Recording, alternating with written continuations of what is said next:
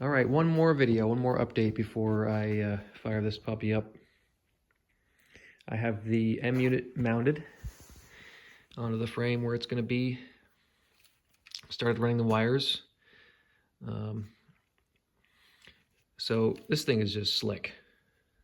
Highly recommend one of these things if you're building a bike, anything custom. It couldn't be any simpler really to do if you've got basic wiring skills. Anybody could do this really. This thing mounts through those screws. Those are the grounds for the unit itself. So it grounds through the frame. And then you've got a main power feed coming from the battery, which is fused.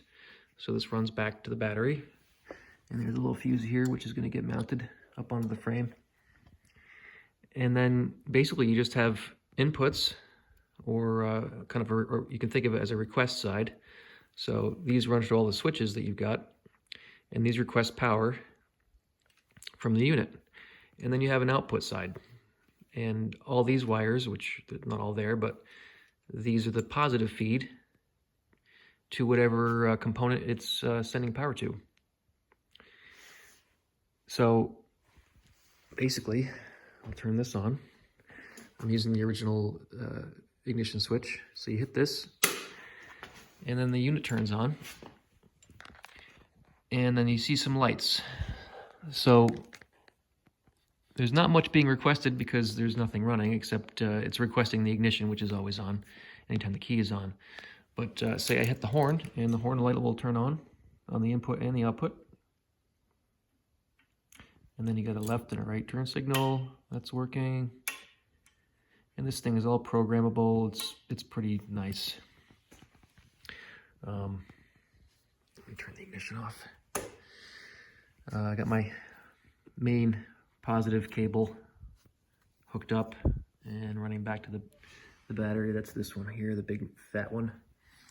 And then ground cable. I use welding cable for the main ones just because it's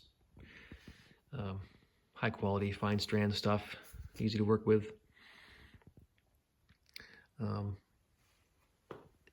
And the ignition wire is routed.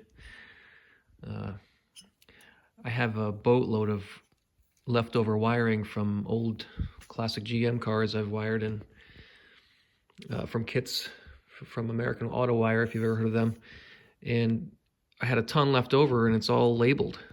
So I bought this universal kit from Moto Gadget, thinking I was going to need this wire, which is kind of silly, really.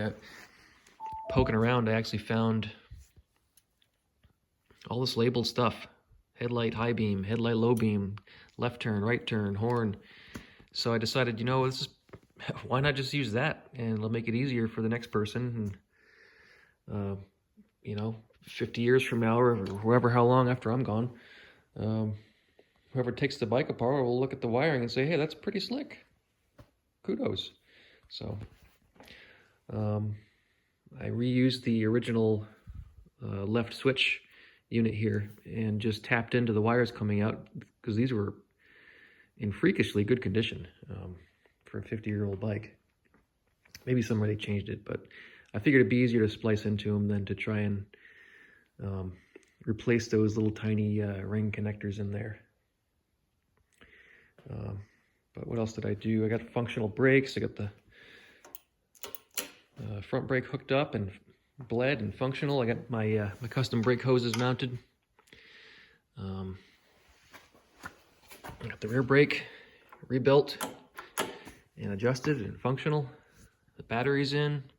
I do need to get new battery hold-down straps because I believe these are probably original and they are stretched and they don't really hold very well. That's why I've got those little hoses in there to kind of keep it tighter. I put my easy clutch pull in there, which, goodness, that makes the clutch so much nicer. I'm looking forward to riding it. This is the pigtail off of the rear brake and the turn signal. It's all going to get routed through the frame there. I got to figure out a good way to do that. And then the headlight bucket. This is going to be much cleaner than stock. I have one main ground running up from the M unit, and that's going to connect, or it is connected to this factory grounding block here with some additional output, connectors. So I'll just tap into that to ground out all the lights and accoutrements. I'm reusing the original factory switch. Cleaned it up. Why not? It's cool. And I did make this. Also, I made this fender mount out of some 3/8 fuel line. I just got a tubing bender and just bent it up and fit it. Welded this little tab on here, which is going to have bolts going through to mount the fender, and then the front brake crossover line is going to be on top of that. It will be, and then secured with some rubber straps, so it'll be nice and tidy. Yeah, these are kind of cool, these little plugs. This is the ignition. I'm breaking my dad's rule, have all the components mounted before you run the wires. Well, this is the ignition box, and I'm going to make a little bracket that's going to be sitting just like that. That's the ignition box, which is a few little wires get connected to that. This is, here it is. This is coming off the ignition unit, and we'll get connected into that. I guess that's all I can think of. I'm going to reuse the original mirror. I have to get another mount for the other side because that's integrated into the original hand controls, which I'm able to reuse on this side because this is the original clutch, but this is not the original clutch or brake. So I have to get a universal mirror mount, and then I'm going to get a new original style mirror to match.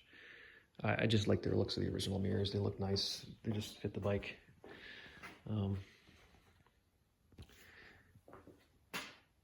So yeah, that's it. That's all for now.